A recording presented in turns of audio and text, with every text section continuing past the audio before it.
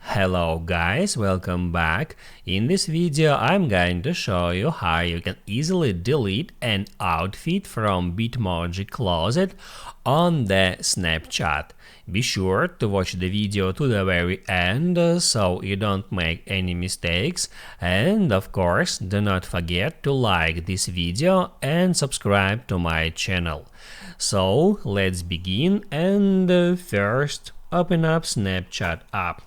Then right here tap at your bitmoji and then tap at outfit icon. On that step, in order to see your bitmoji closet, you should tap right here at that heart icon. Now it says my closet outfits, and that means that here you can find the outfits that you used before. You can go through all of them, and right here, if you want to remove some outfit from that list, you can just hold down on that outfit and then just hit at remove, just like that.